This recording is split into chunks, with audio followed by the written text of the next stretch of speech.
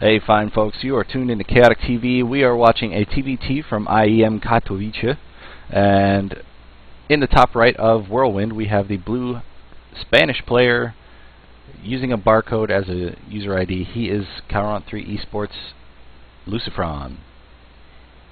And his opponent in this match, currently up 1-0, the red Terran player, in the top left side of the map.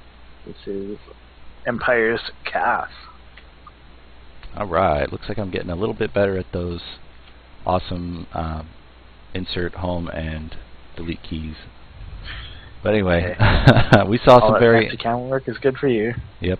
Something to do in this early part of the game where generally a lot of casters just kind of BS all over the place. Now, I just love listening to the Tastosis Archon doing their kind of BS. They always have to ask each other just very random questions.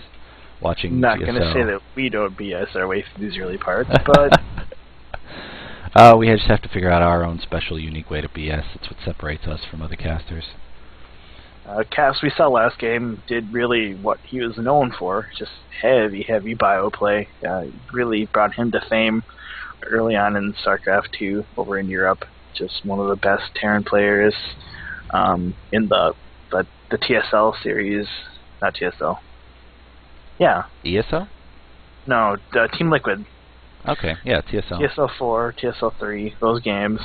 He just became really famous, winning a bunch of those qualifying matches and doing rather well in those tournaments before the Koreans completely invaded it, which happened around TSL number 4. But just this really heavy bio style was just kind of his bread and butter, and he makes it really well. A little bit of a pause, but table going crazy, everything shaking. Apparently there was an earthquake. Yeah, or just rabid fans or something. We did see a CC first for the barcoding Lucifron. We saw Barracks and then CC for Cass. He's probably going to go into the same 3CC setup we saw in the last game. 2 Barracks coming down for Lucifron behind this, so he might actually put on some early pressure. But both these players, especially Cass in the last game, were able to find that balance of early greed plus defense with 3 Barracks Marine production afterwards. Yeah, this first Barracks here is just to be able to get those command centers turned into orbital commands. He wants those meals to get his economy going. Like you said, I wouldn't be really surprised to see a third base happening very soon for him. For both players, actually. This is a really big map, and big macro games are really common here. Absolutely, in any of the 6 matchups of StarCraft 2, this is one of those maps where it's essentially you gotta wait a while because everybody just goes macro. You don't ever see macro on a lot of big maps on ladder because people take advantage of people who watch a lot of pro games and think that they can macro. Well, at the same time, we've seen plenty of early aggression here, 6 pool type play. We watched one series the other day, and 3 out of the 5 games were 6 pools, and just craziness. Dimaga, you crazy Ukrainian. Right? He was playing something like that. Yeah, he was playing Marine King. He and Cass hail from the same country. And we actually see 2 gases coming out of Lucifron right now. Only one on Cass side of the map. Yeah, we're gonna see. He wants to get the siege tank production going. We'll probably be Marine tank again, just kind of the standard type play for TVT. You only get small variations. Once in a while you'll see like Reapers into Harass or Banshees, that kind of thing. But for the most part, these games evolve into Marine Siege Tank Viking versus Marine Siege Tank Viking. Hyper late game, you might see like Viking Battlecruiser Raven versus Viking Battlecruiser Raven. Like just a lot of mirror matchups, a lot of positional type battles. That being said, Cass, like we said, he prefers this bio play. We see his 3rd command center coming down at 3rd base, so he's going to try to get ahead in the economy here. He's indeed taking advantage of the large map size to put it down safely at the 3rd instead of having to float it over there from the main base, which actually isn't all that big of a distance now that I look at it. But he is very safe in his construction. It's not that huge of a difference because you can use the 3rd orbital in the main or the natural to get your main and natural both saturated to optimal SCB counts before floating it over if you want. It's not that huge of a loss. Big excited is slightly better to have that third base up and getting a few mining over there before having everything else completely filled up. But that being said, having 3 bases before your opponent has 3 bases is better, economy speaking anyways. Something very interesting, we just saw Lucifron scan Kos' main base, which is not something you often see in a pro game. You mostly see them just using their mules to do what they can. The production capabilities of Lucifron are actually more even up with Kos this game than they were in the previous game, where Kos took a huge lead very early, and it looks like Lucifron is trying to make up for that. Here you see both players going double eBay. Kos waited until after the scan to drop his, so his opponent doesn't know exactly, but they're going to be pretty much even up on upgrades here.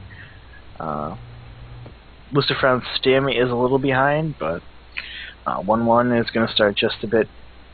Actually, no, Kos' 1-1 is ahead too, so that's weird that he built those eBays and didn't start the upgrades right away. Lucifron's stim is behind because he went combat shield first, which is generally just a preference sort of thing. The combat shield does help in an early non-medevac fight of Marine versus Marine because they just have that extra 10 hit points, which counts for 2 hits against their enemy Marines. I think the biggest advantage in TVT to have combat shields is against Banshees. So a Banshee will take 3 shots to kill a Marine instead of 2. Ah, touche.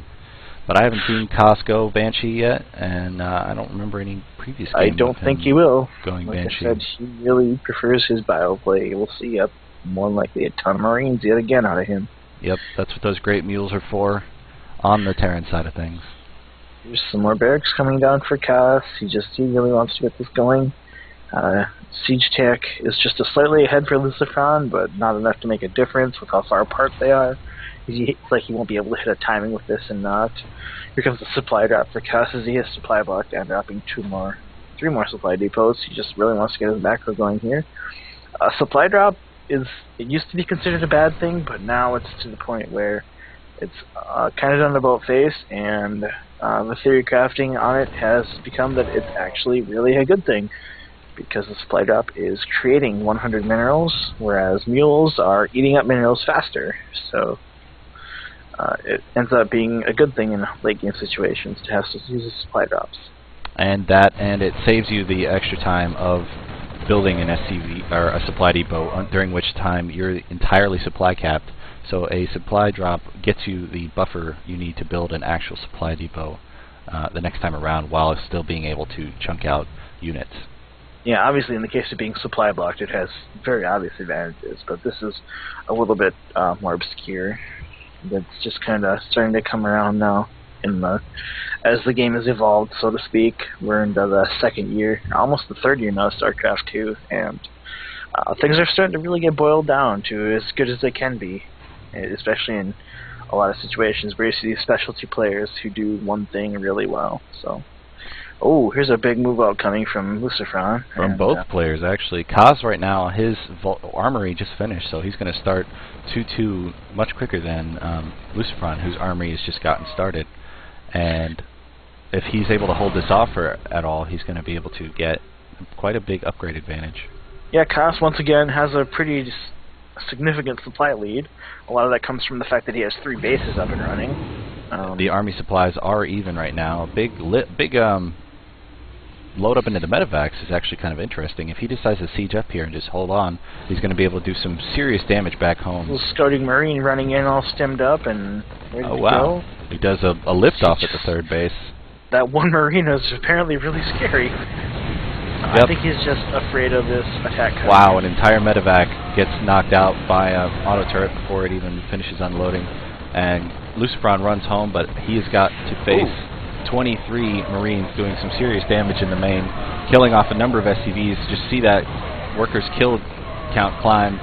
All of these Marines will be cleaned up, but the medevacs will be able to get out fine, and the SCVs killed is over 25 right now, continuing to do damage as he runs away. The medevacs are getting killed, but the 3rd base of Kos, the natural of Kos, is getting hit right now. Drop here at the 2nd of Kos.